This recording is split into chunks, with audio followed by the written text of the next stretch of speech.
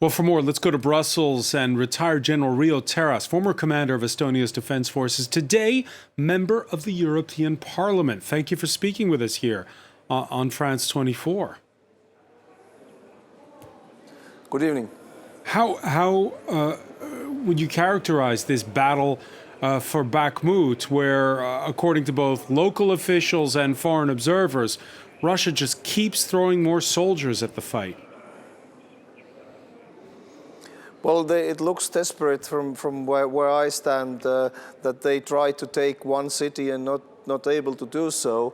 But it is in the big strategic terms not that important. I think the more important thing is that Russia is preparing an offensive, and Ukrainians need to be ready. And to be ready, they need really more heavy weapons, be it missiles or airplanes, and of course tanks. But the number of tanks promised is still not sufficient. I mean, we're talking about 14 from Germany or four tanks from Canada. It is ridiculous. We need to talk much bigger numbers to help the Ukrainians today. Much bigger numbers to help the Ukrainians today. Just a word first on Bakhmut. I mean, it's been repeated that it's only a symbolic gain. Nonetheless, that is a gateway to other cities, and the Ukrainians are trying to hold on to it. And they are very successful and very brave, and I think they are doing a great job.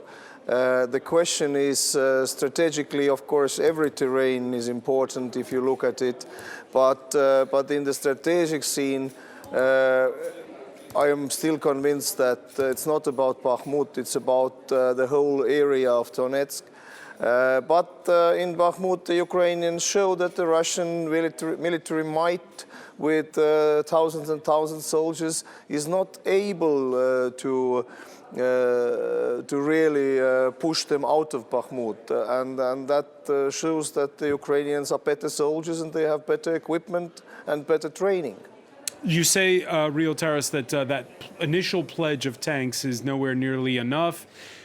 We heard the chief of EU foreign policy there earlier, Josep Borrell, talking about a doubling of the number of Ukrainian troops to be trained on EU soil.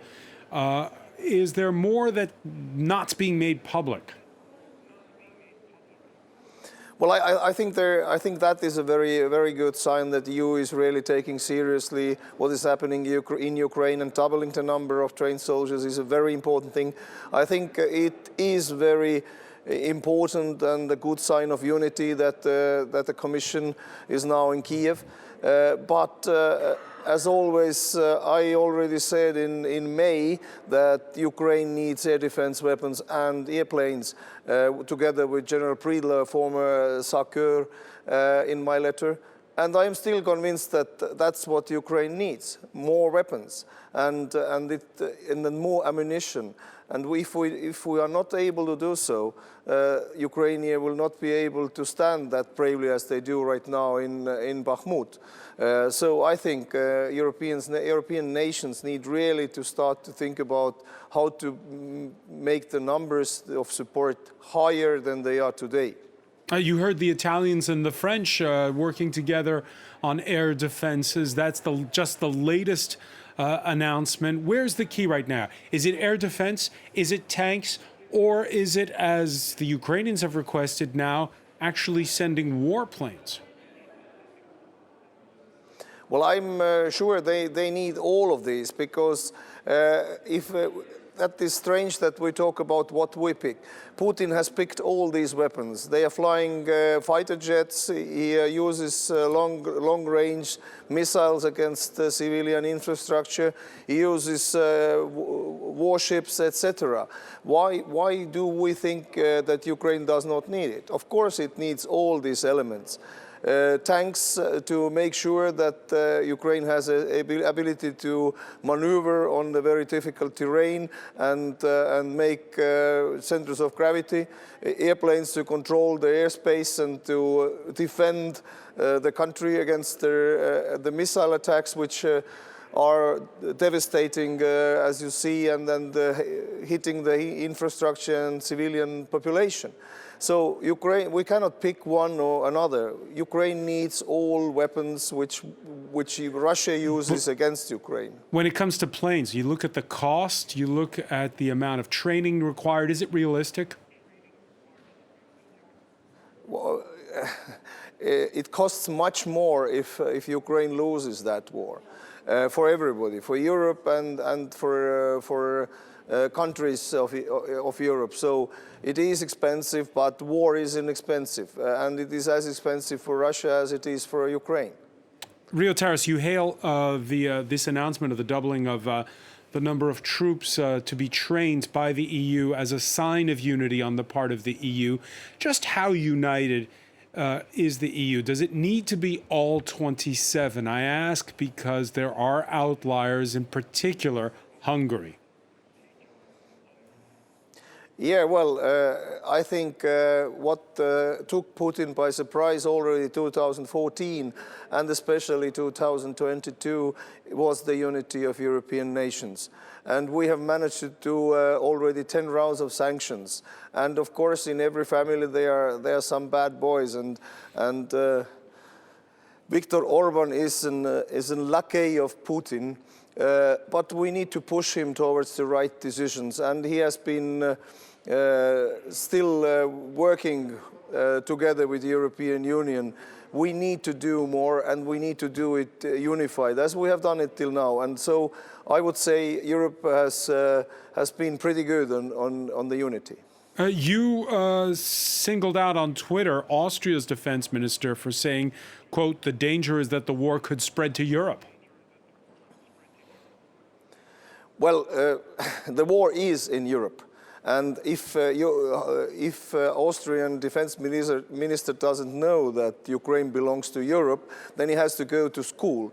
And the war is not just in Ukraine. The war is between the values of European and Western democracies against the Russian imperialism.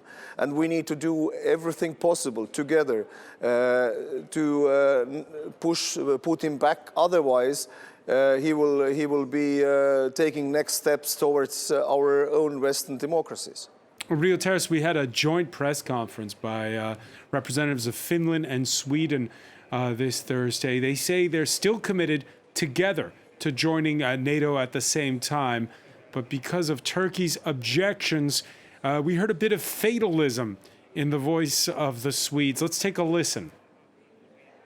Events and activities in Sweden during the past weeks have complicated the close and respectful dialogue with Turkey.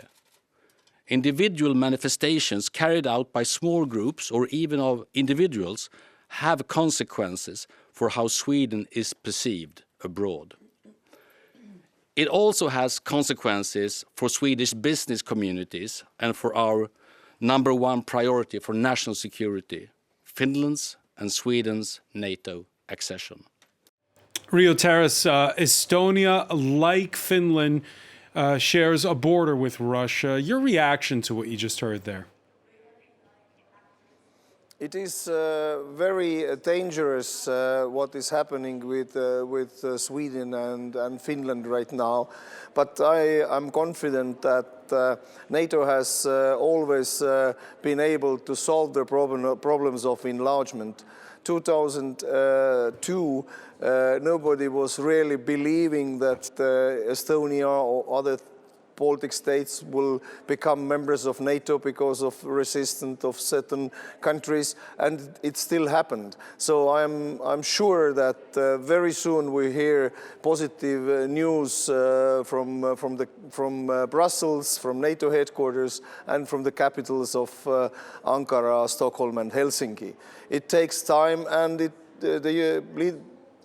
The membership in NATO is never granted. It has to be agreed by all NATO's members, and it is not easy, has never been easy, but on the very end, the right decisions will follow, I'm sure. One final question for you, Riho Terras. The Russian president this Thursday making a point to mark the 80th anniversary of the Battle of Stalingrad, the turning point in World War II here in Europe. What does Stalingrad mean to you? I mean, the Stalin's regime was as evil as the Hitler's regime in Germany. There were two evils, and so they killed thousands and millions of people. So to compare the situation today with the situation in the Second World War is ridiculous. Misleading and has no historic proofs, but of course Russian propaganda is using it. So I don't think too much about it. It is just ridiculous what Putin does, but he does it always, so nothing new. Riho Terras, many thanks for speaking with us from Brussels. Thank you very much.